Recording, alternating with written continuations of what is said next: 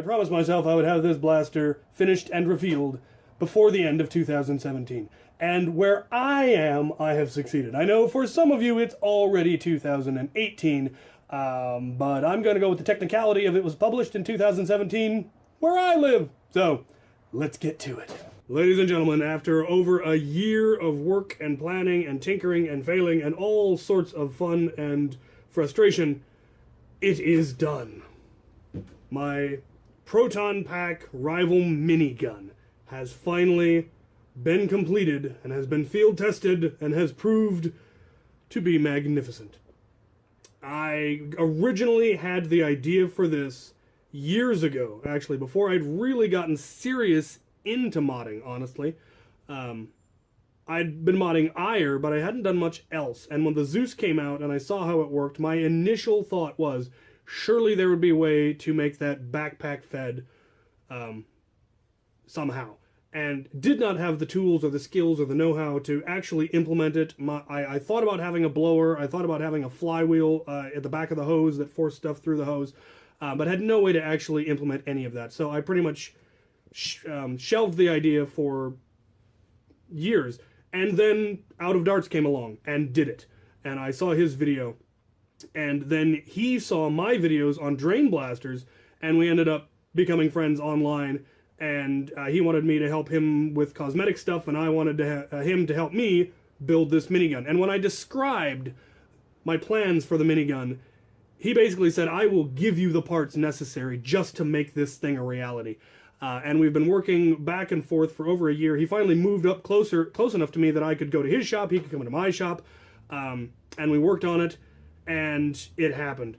The other person that I absolutely have to thank is, of course, the Nerf Curator, because he is the one who provided the blaster. This is an Air Warriors Punisher, and I eventually found one like a year later at a Goodwill, but he's the one who gave me this one that I was able to then immediately start tinkering, start testing things, start trying things out, seeing how much space there was, which this thing has a huge amount of space in it, and it all finally started coming together. Another person I definitely want to thank on camera is Luchathor. He did the helped me with the filming at the beginning, and I could not have done this without him. It was very last minute, and I very much appreciate him taking most of his day off to come help me film that. So you should check out his channel. It's a little bit less child-friendly than mine, I would say, but it is still very nerfy, and it's going to be fun. We're going to do some weird things with it next year. So for those older among you, you may want to go check out his channel. So let's go over the various features, because this thing actually has a number of fascinating features beyond just firing.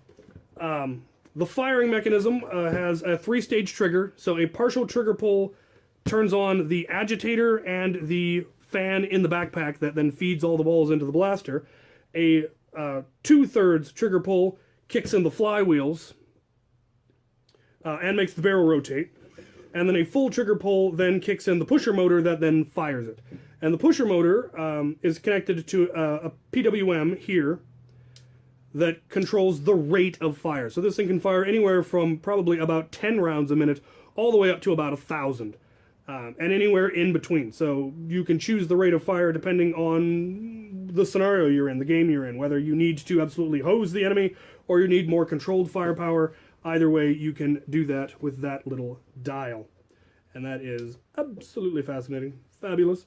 The other neat feature is pretty much the only way to take this thing out in Nerf wars, other than snipers would be the really easy way.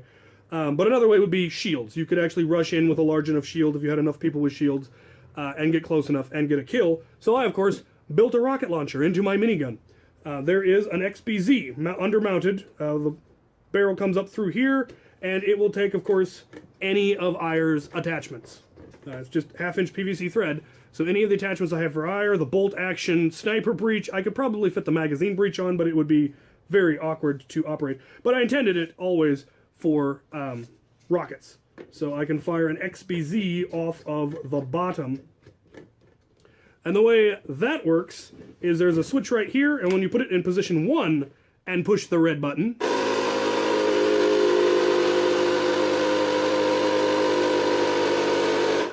an internal compressor, which does actually have a pressure gauge, And I've gone as far as 70. I've never gone past that because I don't know how much the tank can take, and I didn't want to find out the hard way. Whoopsie. If you then switch it over to position 2 and push the red button, it fires the rocket with all manner of gusto. Center position is off, so you don't have to accidentally, it won't accidentally get pushed. You can also turn the switch all the way down to 0, and then the gun won't fire at all, which I've accidentally discovered a couple of times.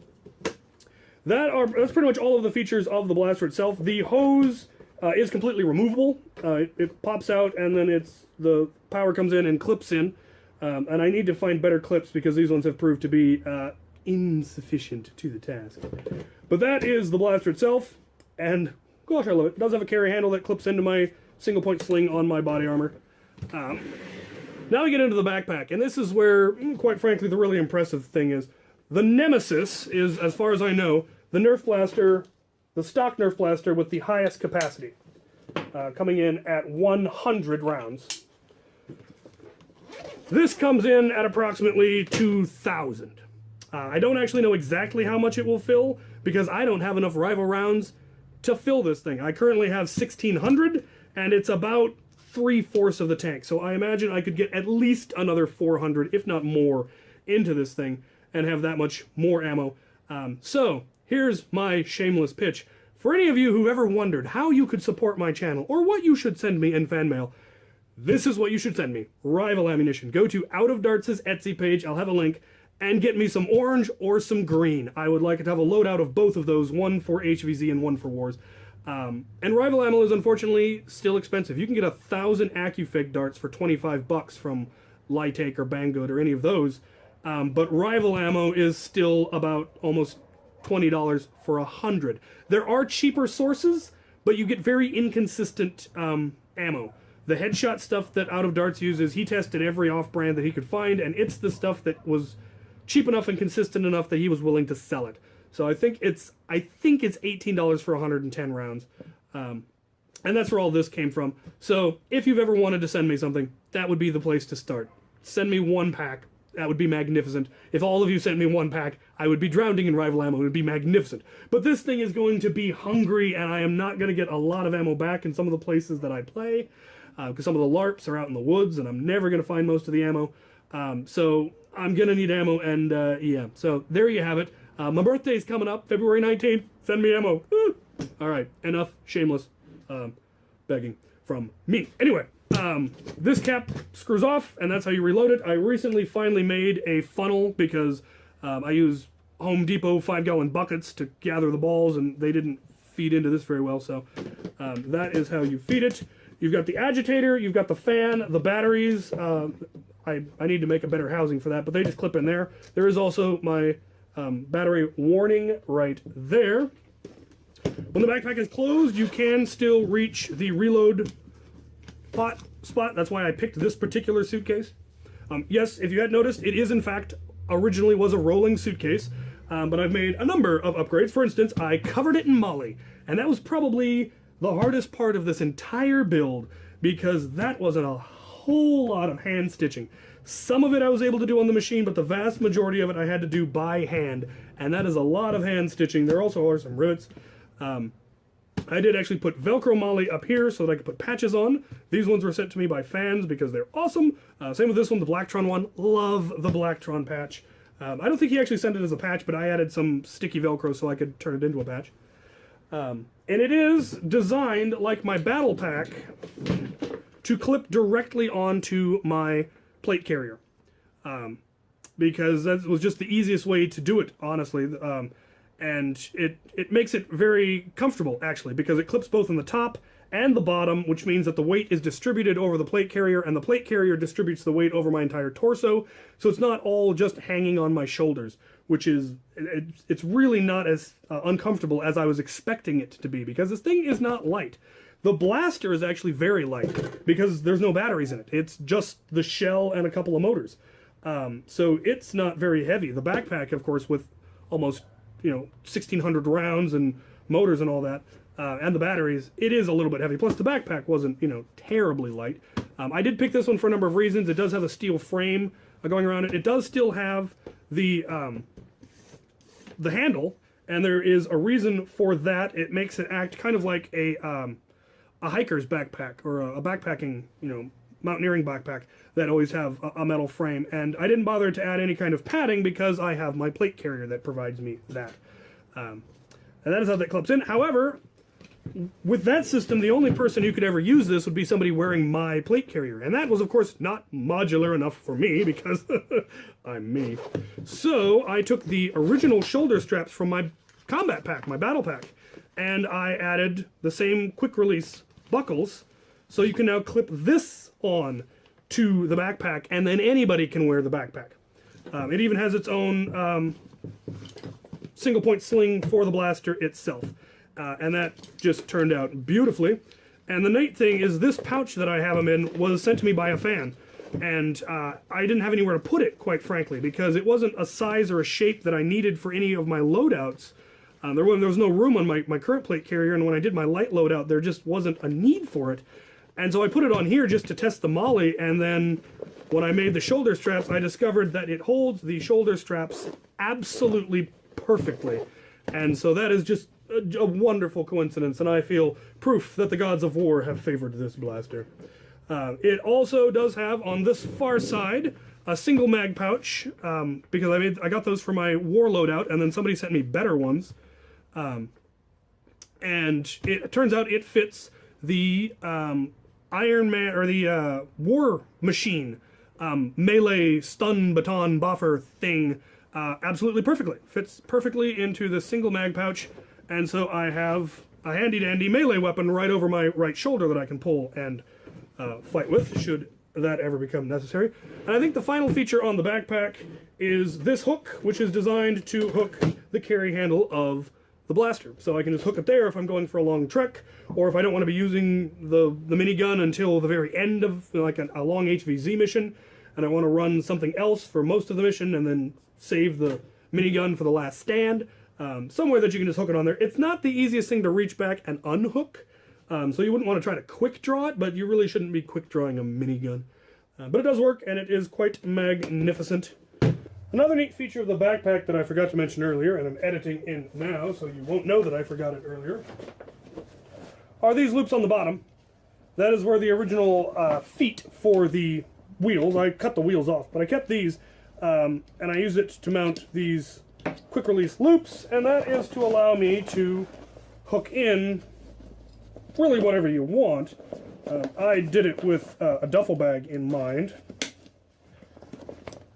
because some of the HVZs that I've been at, if you go indoors, you have to put all of your Nerf gear into a bag of some kind. And obviously with this kind of gear, the only thing that's going to be big enough for me is going to be a huge duffel bag. So I put a place where I could roll one up and hook it onto the bottom of my pack. So you can put whatever you want down there. You could put a spare blaster, you could put a tote full of ammo, you could put, whatever you want, because they're adjustable straps, and just adjust it to fit whatever you need. And yeah, so on the other end, there is a similar concept, in that it does still have the extendable carry handle. And you could stack things on the top here and then bungee them on to the pop-up handle. So it could very much be used to pack all amount of gear, because this is the heavy and it is meant for last stand. So if you wanted huge amounts of additional magazines or blasters or whatever that you think you're going to need when you get to that final stand and the horde's coming up the hill, this pack is designed to be able to accommodate all of that. It would make it very heavy, but this is a heavy loadout, and I'm going to be slow anyway because I've got bad knees and a bad back. So I'm not going to be running, so I'm not worried about the weight so much. And the final feature, you probably saw it in the opening segments, is the ammo belt, which is purely cosmetic. A fan sent me these bullets. They are proper disintegrating rings, and it's really, really cool. And so I wanted to integrate that into this blaster from the very beginning, and I was able to make the the belt that it goes inside of, using cable channels for industrial cabling. And then I cut them and reattached them and did a whole bunch of stuff and made it so that it was actually flexible to reach.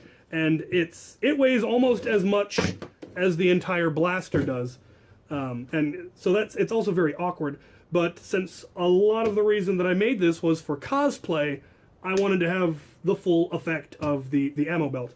Now, I did not actually design this with Nerf wars in mind, because I don't think I would actually be very successful in a Nerf war with this. Out of Darts is incredibly successful with his hurricanes, because they have such an incredible rate of fire and such a snappy rate of fire. You pull the trigger and it fires. This thing, it's a little more complicated than that.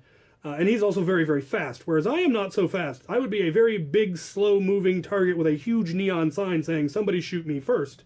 And I would get picked off by long range, because we've got 3 or 4 Caliburns now, we've got rainbow pistols, we've got crossbows, we've got all sorts of blasters that could take me out from halfway across the field in this ridiculous getup. So unless we were doing some kind of a juggernaut round where there are special rules for how to actually take me out, which we have done, and that will probably be a lot of fun. Luke is wanting to build another proton pack, and so he'd have his light, fast proton pack, and I'd be the heavy proton pack, and all the other players would be trying to take us out, and I think that would be a lot of fun. But it's more intended for HVZ, actually, as an NPC role, and more on that soon. But this is something that would be great for a last stand, or as a mini-boss for zombies to have to fight, rather than something that's actually helping the humans, per se. But yeah, I'm really looking forward to opportunities to use this. It definitely needs some more tinkering. There are some little features that, while testing it and doing this film, I realized, I should probably do something about that. So we will see where it goes in the future. But let's go do some more firing demonstrations, because I know how much you guys love those. We'll do one at not quite full speed, just to show you how long this thing can go. I'll probably go about half the tank, just to see how long it would take me to get to half the tank at probably 800 rounds per minute, give or take. And then I will do a little short section at full speed. Firing full speed, you don't want to go for very long, because it's rough on the system. But let's go take a look at that. All right, starting at a fairly low rate of fire.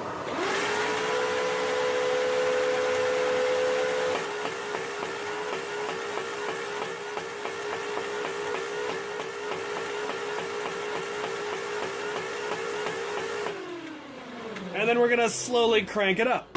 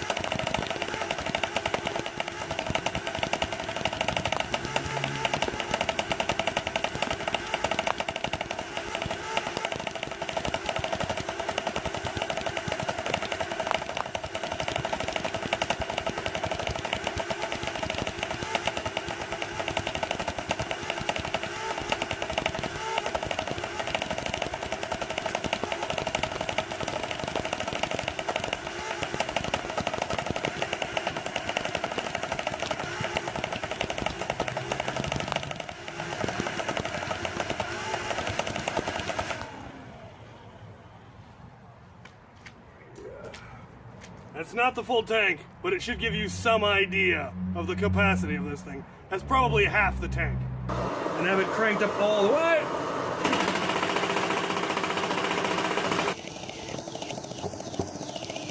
So there you have it. This thing is frightening. Not only does it have an obscene rate of fire at full speed, but the tank holds enough ammo for almost 2 minutes of sustained fire, which is just a ridiculous amount of firepower. I would probably never actually try to fire for that long because, once again, like I said, it's hard on the system to be firing non-stop for that amount of time. But hypothetically, I could. I may need to tinker with it to make it a little bit more robust because I have been having some failures. I've gone through a couple of motors and I've gone through a couple of flywheels in some of the early testing. And so I've also gone through at least one pusher motor. So yeah, it's been a long process with some frustrations, but it has been so much fun. And I am so happy that it actually turned out and it worked. So I will tell you right now, this build was for me. There will not be a build video because this one was for me. Also, do not even consider asking me to build you one as a commission because I won't do it. This one was for me. Now, I'm sure other people will come out with these. Probably next year there'll be 3 or 4 of these out there. And that's fine because I've got mine. So, there you have it. Comments below. Share everywhere. Send me rifle rounds. And thank you for watching.